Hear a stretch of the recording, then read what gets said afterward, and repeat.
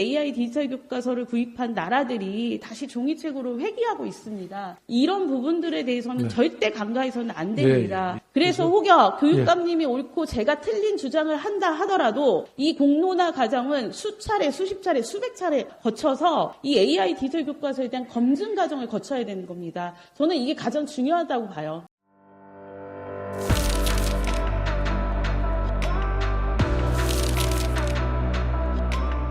제가 도정 질의를 준비하면서 우리 임태희 교육감님이 야심차게 추진하신 경기도형 교육 플랫폼 하이러닝 시연은 해봤습니다. 그러면 AI 디지털 교과서는 제가 볼 수 있나요? 이렇게 물었습니다. 근데 볼 수 없다고 합니다. 교육감님 보셨습니까? 아니요. 지금 현재는 디지털 교과서 개발 중이기 때문에 그거는 아직 저희 시스템에서 접근이 안 되고 이제 만약에 개발이 다 끝나서 이제 일반 학생들에게도 교육 자재로 그걸 사용할 수 있게 될 때에는 하이러닝을 통해서 접속할 수 있게 돼 있습니다. 시스템은. 그건 실제로 아마 본 사람이 거의 없을 겁니다. 거의 없는데 어떻게 내년에 바로 전면 도입이 가능할까요? 그거는 왜냐하면 지금 이 AI 교과서라고 해서 지금 일반 교과서를 AI 학습에서 이제 이용할 수 있게 하는 그 시스템을 바뀌는 거라 내용이 뭐 새로운 게 들어가거나 하는 거는 1차적으로는 그렇게 많지 않으리라고 봅니다. 다만 지금 교육부에서 추진하는 내용에 이번 기회에 좀 교육 콘텐츠를 보다 풍부하게 하는 게 좋지 않느냐. 그래서 교과서 만드는 제작자들이 좀 학생들에게 좀 더 풍부한 교과서 콘텐츠를 제공하기 위해서 여러 가지 그 내용들을 다양하게 담는 것으로 이렇게 듣고 있습니다. 그러면 공개되지 않았는데 AI 디지털 교과서를 어떻게 신뢰할 수 있을까요? 하이러닝 수업 지금 하고 있는 거 지금 교육감님 교육청에서 보도자료 낸 거 보면은 97%가 활용하고 있고 학생 맞춤형 수업의 제격이다 이렇게 홍보를 했습니다. 그럼 지금 교육감님 답변으로 보면 하이러닝을 유지해도 크게 무리는 없지 않습니까? 하이러닝의 이제 콘텐츠가 지금은 선생님들이 그 수업을 하기 위한 여러 가지 내용을 선생님들이 만들어서 넣으시거나 아니면 기존의 하이러닝에 올라가 있는 EBS나 또 저희 경기도 교육청이 갖고 있는 그런 교육 콘텐츠로 할 경우에는 문제가 없는데 어쨌든 수업은 또 교과서를 기초로 해야 되지 않습니까? 그 교과서가 종전의 교과서를 디지털화해서 AI가 접근 가능한 그런 형태가 있고 제가 아까 추가로 말씀드렸던 그 내용을 디지털 시대로 변하니까 더 풍부한 교육 콘텐츠를 넣는 지금 현재 진행되는 작업이 있거든요. 그래서 금년에 어느 시점에선가 이제 어느 정도 되면 아마 공개를 부분적으로 해나가지 않을까 이렇게 기대하고 있습니다. 그래서 저희 AI 하이러닝도 내년부터 전면 시행을 다 열어놓고 하지만 아마 일부 학교에서는 준비가 덜 된데도 전 있으리라고 생각합니다. 그런 부분은 빨리 이제 학생들이 AI를 통한 하이러닝 방식으로 수업을 받을 수 있도록 이 교사들을 빨리 이제 이 역량 강화를 해주는 게 숙제고요. 저도 초등학교 4학년 아이가 있어서 현재 사교육 시장 안에서 그 교육 교재를 쓰고 있습니다. 2년마다 태블릿 교체하고 있고요. 그 교체하는 이유가 동영상이 조금 느려지면 교체해야 되고 사진이 조금 늦게 뜨면 교체하라고 합니다. 가격이 계속 올라갑니다. 지금 제가 지적하려고 하는 것 중에 하나가 이 AI 디지털 교과서 비용이요. 이 서책형 교과서보다 10배 정도, 무려 10배 정도 비싸다고 하는데 이 교과서를 해마다 구입을 하잖아요. 그러니까 교과서가 기존에 AI 디지털 교과서가 있는데 거기에 동영상을 좀 더 빠르게 역동적으로 이렇게 추가하고 사진을 또 더 실감 있게 추가하고 이런 학습 자료들을 탑재하는 그런 비용들이 계속 늘어난다는 거죠. 그래서 구독의 방식을 택한다고 하고 있거든요. 이렇게 늘어나는 비용이 예상이 되고 있습니다. 자, 그러면 하이러닝은 하이러닝대로 하고, 그렇죠? AI 디지털 교과서는 디지털 교과서대로 도입을 하면 그럼 내년도에는 어느 정도 예산을 추계하고 있습니까? 지금 말씀하신 대로 디지털 교과서의 구독료 책정이 어떻게 될지 모르겠는데 AI 디지털 교과서를 의무적으로 써라. 교육부가 지금 발행하는 걸. 그리고 뭐 구독료가 예를 들면 서책보다 한 10배나 비싸다. 그러면 그것은 의무화하는 것은 잘못된 정책 결정으로 봅니다. 그렇게 해서는 안 된다고 봅니다. 저희가 직선제로 교육감을 특정 정당의 소속의 교육감을 뽑지 않은 것은 정기 교육을 맡기기 위해서 그렇게 한 건데 모든 것을 오픈하고 투명하게 지금 갖고 있는 생각, 내가 교육부가 이렇게 하라고 해서 따라가지 않는다. 나는 이런 소신과 원칙을 갖고 AI 디지털 교과서를 도입할 것이다. 이런 것들에 대한 것을 자세하게 안내하고 의견 수렴하는 과정이 교육 당사자들에게 전달이 돼야 된다라는 거예요. 학부모라든지 교사들한테. 근데 이거는 지금 분위기는 디지털 교과서 도입이 되니까 써야 된다. 근데 디지털 교과서를 본 사람이 없어요. 저도 학부모의 입장에서 말씀드리면 저도 제가 어떤 교육의 그 프로그램을 선택하고 교육을 시킬 때 눈앞에 펼쳐져서 확인이 돼야 합니다. 그래야 꼼꼼하게 챙겨볼 거 아닙니까? 디지털 교과서를 내년부터 전면적으로 도입해서 쓴다 하는 얘기는 현장의 지금 상황으로 보면 저는 그렇게 100% 맞는 얘기는 아니라고 보고 교육부에다가도 그런 의견을 계속 지금 그 얘기를 하고 있습니다. 근데 이 교육부에서 교육 현장에 이 진행되는 상황을 보면 내년도부터 전면적으로 디지털 교과서를 의무적으로 쓰게 하는 것은 좀 현실적이지 못하다 하는 걸 알게 될 것입니다. 지금 졸속으로 추진되는 교육부에서 빠르게 진행하는 이 문제에 대해서도 학부모들이나 교사들은 굉장히 우려를 표하고 있고요. 또 전 세계적으로 이 AI 디지털 교과서를 구입한 나라들이 다시 종이책으로 회귀하고 있습니다. 이런 부분들에 대해서는 절대 간과해서는 안 됩니다. 그래서 혹여 교육감님이 옳고 제가 틀린 주장을 한다 하더라도 이 공론화 과정은 수십 차례, 수백 차례 거쳐서 이 AI 디지털 교과서에 대한 검증 과정을 거쳐야 되는 겁니다. 저는 이게 가장 중요하다고 봐요. 교육감님 어떻게 생각하세요? 네, 그 말씀하신 대로 그 AI 교과서의 내용에 대해서도 검증을 해야 될 테고, 그 다음에 그거의 구동 방식에 대해서 그거는 하나의 우리 디지털 교과서라고 하는 것은 사실은 맞춤형, 개별화 이게 기본적인 바탕이 돼야 되는데 예를 들어서 디지털 교과서를 개발해서 전면적으로 의무적으로 써라. 뭐 여러 개 교과서가 있어도 디지털 교과서도 무조건 의무적으로 써라 하고 하는 것은 제가 거듭 말씀드리지만 옳지 않은 정책 방향이라고 저는 생각하기 때문에 디지털 교과서의 지금 이 개발에 대한 좀 그 내용이 조금 공개가 되면 이제 그런 의견을 공식적으로 낼 기회가 있을 겁니다. 근데 지금까지는 저희 경기도 교육청에서는 디지털 교과서와 관련해서는 이 교육부에서 지금 주관해서 추진하기 때문에 현재까지는 제가 지금 말씀드린 그 정도 상황에서 입장을 가지고 있다는 점을 말씀드립니다.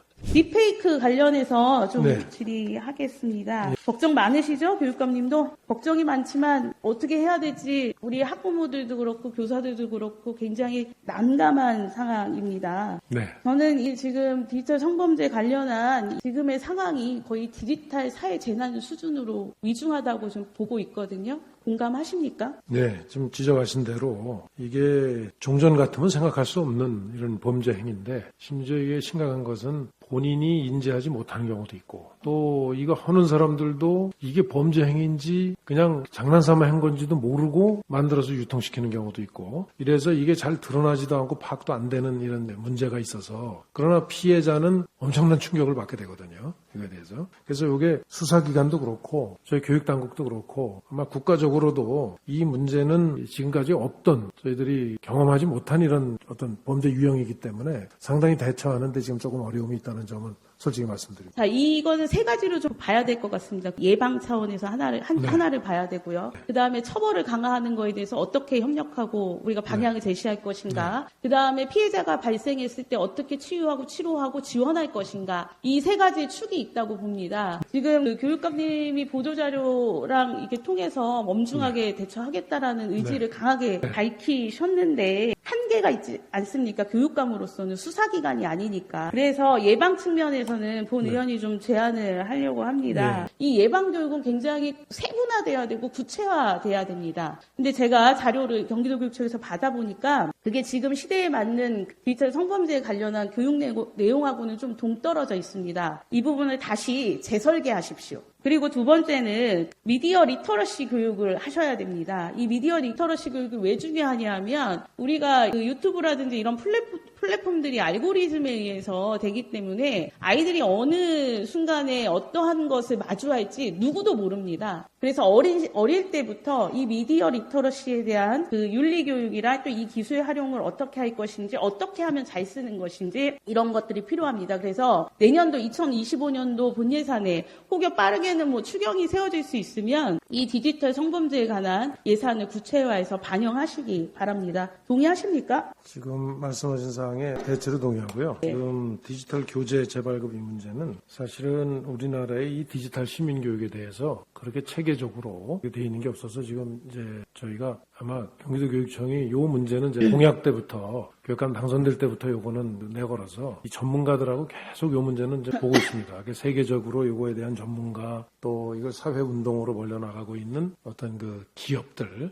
이런 데하고도 해서 지금 말씀하신 대로 보완할 부분이 있으면 보완하겠고요. 더 중요한 게 있습니다. 제가 마지막에 치유랑 이 피해 지원이 있는데 인터넷 발자국은 어디에나 남습니다. 지우기가 너무너무 어려워요. 그렇죠? 그리고 아까 교육감님 말씀하셨는데 내가 피해자인지도 모르고 당하고 있거든요. 그래서 사후에 이것이 발견됐을 때 이 인터넷 발자국을 싹 다 지워줘야 되는데 이게 돈 놓고 돈 먹기예요. 비용이 굉장히 많이 듭니다. 그래서 이 비용에 대해서 우리 경기도 교육청이 청소년들 또는 교사들 피해가 발생했을 때 인터넷 발자국을 어떻게 지울 수 있는지에 대한 것도 대책을 세우셔야 됩니다. 그리고 경기도 교육감님은 이거 수사 강화해야 되지 않습니까? 경찰이나 검찰이 정적만 때려잡는 데에 몰두하고 있을 때 지금 우리 경기도 교육감은 이렇게 교육 현장이 어려우니 수사 강화해달라고 정부의 목소리 좀 내십시오.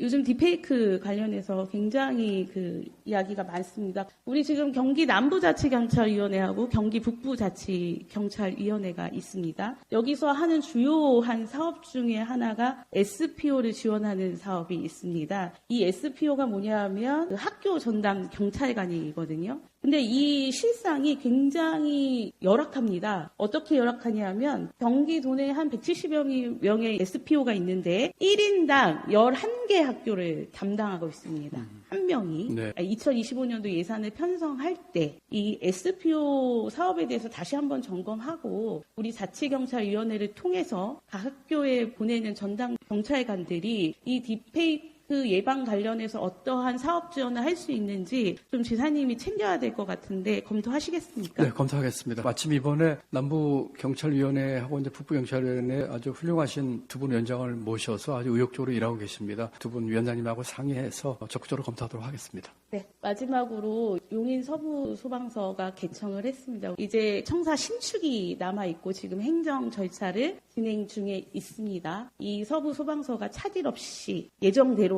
진행될 수 있도록 흔들림 없이 가주시길 당부드리겠습니다. 가장 빨리 또 가장 실용적이고 효과적으로 할 수 있는 방안을 찾아서 새 청사를 지금은 이제 임대 청사를 쓰고 있는데 하는 방안을 만들도록 하겠습니다. 지사님 경기 여자기술학원 사건 아시죠? 이 여자기술원이 경기도 용인군 부천면 마북리 431번지 일대에 위치해 있었는데요. 1995년 8월 21일이죠. 그날 새벽에 화재가 나서 뉴스에 크게 보도가 돼서 정말 다 모두가 충격에 빠졌던 그 사건인데요. 지금 이 자리에 이걸 추모하는 추모비가 작게 있습니다. 근데 지사님 아시다시피 여기가 플랫폼시티로 개발이 되지 않습니까? 그래서 이 부지가 수용이 되는데 지난번에 존경한 남종섭 의원님이 5분 발언을 한 적이 있습니다. 이 경기여자기술학원 추모공원 조성하는 것에 대해서 경기도가 주도적으로 나서야 되는 것 아니냐. 그렇게 이제 5분 발언을 했었는데 온 답변은 경기도에서는 이게 용인시 도시공사에서 매입을 하는 거니까 용인도시공사에 떠넘기듯 답변을 했습니다. 지사님은 이것에 대해서 어떻게 생각하고 계십니까? 네, 우선 이 사건은 공권력이 인권 침해를 한 사건이고